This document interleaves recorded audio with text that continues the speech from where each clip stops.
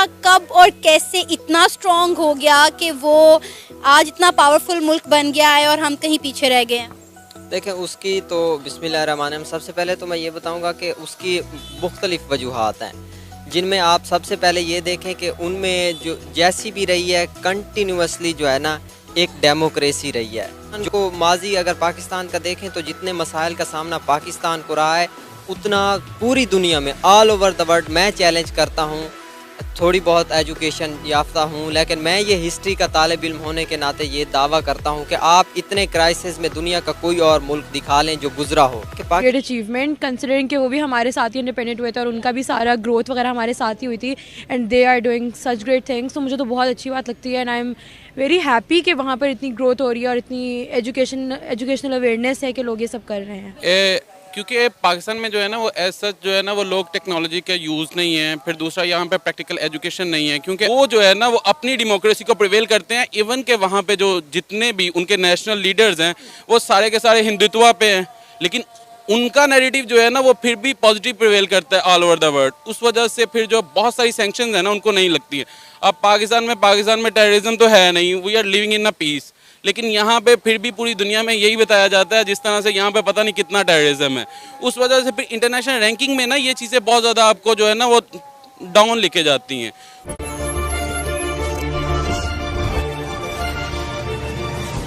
Institute Asia power index की 2021 की report आ चुकी है और इस रिपोर्ट के मुताबिक मोस्ट पावरफुल कंट्री की लिस्ट में इंडिया चौथे रैंक पर है। इंडिया ने रशिया को पीछे छोड़कर ये रैंक हासिल किया है, जबकि पाकिस्तान को 15वें रैंक पर रखा गया है। ये जो रैंकिंग है ये एशिया कंट्री की military, democracy, economy, resources, future resources और कल्चर को मद्देनजर रखकर की जाती है।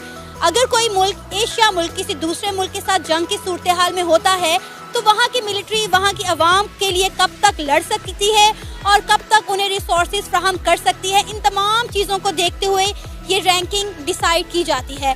तो इन्हीं से जुड़े कुछ सवालों पर बात करेंगे आज पाकिस्तान की आवाम से। तो आइए चलिए हमारे साथ। इंडिया चौथे रैंक पर खड़ा है मोस्ट पावरफुल कंट्री की लिस्ट में और हम 15वें रैंक पर हैं। क्या वजह नज़र आती है आपको?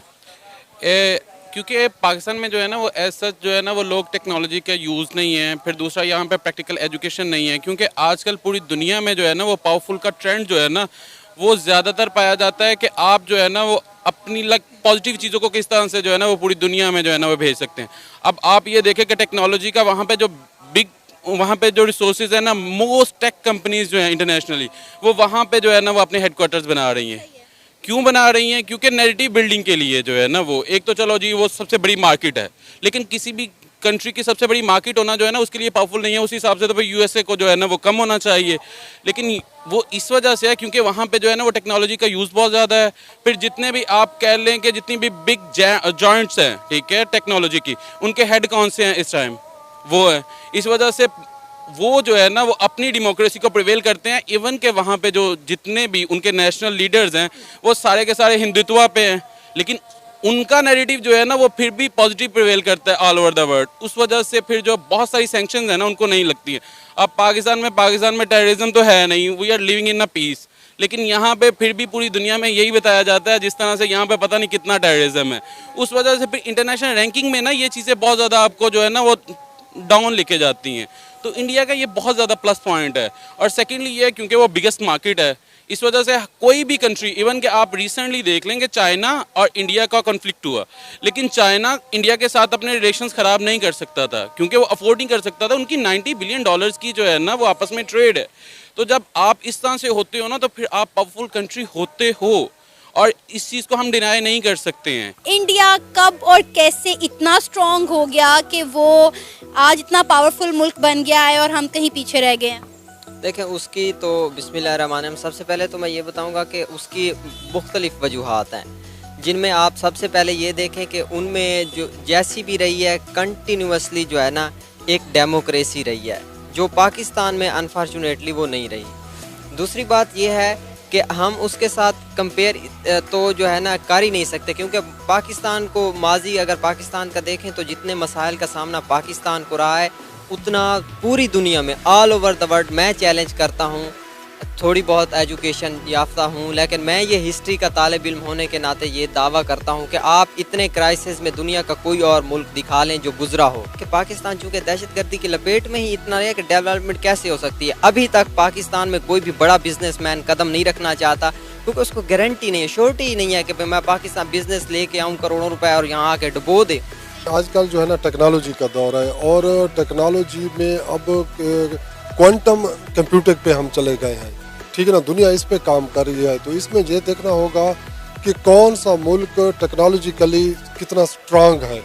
अगर हम देखें तो पाकिस्तान इसमें से थोड़ा सा लैग कर रहा है टेक्नोलॉजी में, जबकि इंडिया उसमें हमसे आगे जा रहा है। आप देखें कि जनाब सिलिकॉन वैली में कौन सीईओ बैठा हुआ है, इंडिया के सीईओज बैठे हुए हैं। बाकी जो है गूगल में देख लें, ट्विटर में देख लें, तो इंडिया हमसे जो है ना टेक्नोलॉजिकली आगे है। तो हमें भी उसी तरह टेक्नोलॉजी पे काम करना होगा, वो डिफेंस के पर्पस पे हो, एजुकेशन के पर्पस पे हो, डेवलपमेंट के पर्पस के हवाले से हो, किसी भी हवाले से, हेल्थ के पर्पस से हो, तो हमें टेक्नोलॉजिकली अपने आप को स्ट्रेंथन करना होगा। ISRO is the space agency of India और उन्होंने अब एक नया जो प्रोजेक्ट है वो लॉन्च करना चाहा है before the independence day to celebrate the 75 years of independence. ठीक है, आपको क्या लगता है कैसी achievement? I think it's a great achievement considering कि वो भी हमारे साथ ही इंडिपेंडेंट हुए थे और उनका भी सारा ग्रोथ वगैरह हमारे साथ ही हुई थी and they are doing such great things. तो मुझे तो बहुत अच्छी बात लगती है and I am very happy कि वहाँ पर इतनी ग्रोथ हो रही है और इतनी एजुकेशनल अवेयरनेस है कि लोग ये सब कर रहे हैं। बिल्कुल सही। अच्छा ज़ैनब, अगर हम बात करें पाकिस्तान की स्पेस एजेंसी के बारे में, पाकिस्तान की जो स्पेस एजेंसी है स्पार्क को, वो इतना ग्रो नहीं करी है, हमारी स्पेस की तरफ अटेंशन नहीं है। आपको क्या लगता है किस जगह पर हम लैग कर रहे हैं? आई थिंक जो मेन स्पेस की बात तो बहुत दूर तक आती है, जो हमारी कंट्री में एजुकेशनल अवेयरनेस है ना वो ही इतनी कम है। तो जब एजुकेशन ही नहीं है, लोगों में अवेयरनेस ही नहीं है इन चीज़ों में, तो स्पेस का तो बहुत दूर की बात है कि वो सोचेंगे।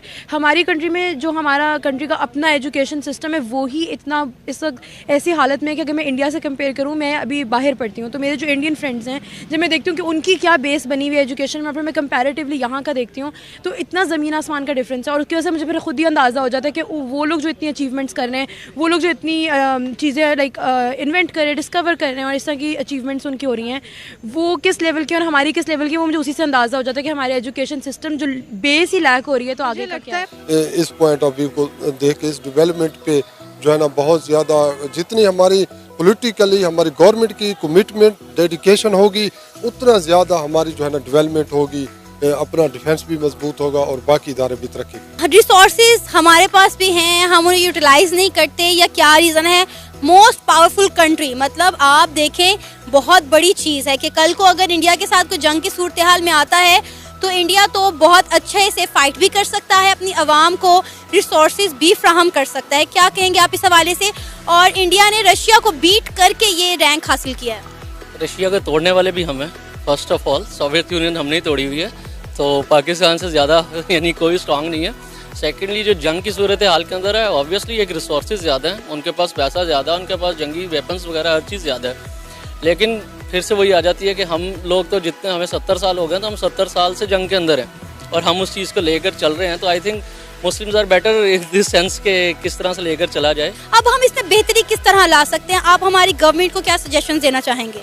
जी, गवर्नमेंट को ये हमारी सजेशन है, आप देखें कि एक घर बनाते हैं आप, तो पहली बुनियाद उसका क्या होता है कि हम नीचे से जो सतह होती है वो मजबूत होनी चाहिए। तो वो कहाँ से शुरू होती है? आपकी एजुकेशन से शुरू होती है हमारे मुल्क की, क्योंकि हमारे मुल्क में जो रेशियो है वो यंग जनरेशन ज़्यादा है। अगर आपकी यंग जनरेशन को मिसलीड किया जाएगा एजुकेशन की तरफ से कि जैसे कि खाली डिग्री थमा दी, आप जा रहे हैं कहीं भी, डिग्री अब मार्क्स लेके क्या करेंगे आप? खाली पेपर के एक पेज का क्या करेंगे आप? प्रैक्टिकली प्रूव करो ना भाई। अगर आपने 1100 में से 1100 नंबर लिया है तो कहाँ कोई अब्दुल कदीर खान क्यों नहीं बना? कहाँ है? कितने बड़े साइंटिस्ट हैं हमारे मुल्क में। ये भाई अभी कह रहे थे मैं डाटा साइंटिस्ट हूँ, ठीक है, आई एग्री विद यू, लेकिन भाई आप मुझे ये बताया ना कि हमारे पाकिस्तान के अंदर कितने बड़े टेक्नोलॉजी के अंदर साइंटिस्ट बैठे हैं, या ओवरऑल अच्छे फिजिशियंस बैठे हैं, या कोई बड़ा साइंटिस्ट बैठा है डॉक्टर अब्दुल कदीर खान के बाद के जिसने कोई काम किया हो। तो बेसिक थिंग जो है एक कंट्री के लिए वो है एजुकेशन। अगर आप लोगों को एजुकेट नहीं कर पाते अच्छे तरीके से उनको गाइड नहीं कर पाते तो आप कभी तरक्की नहीं कर पाते। तो सेकंड थिंग जो आती है वो हमारी पॉलिटिक्स और टेक्नोलॉजी का यूज़ है। पाकिस्तान के अंदर अगर अभी हम लोग 4G तक स्टक हुए हैं और जापान कहाँ तक पहुँच गया? 7G 6G तक वो लोग यूज़ कर रहे हैं, हम लोग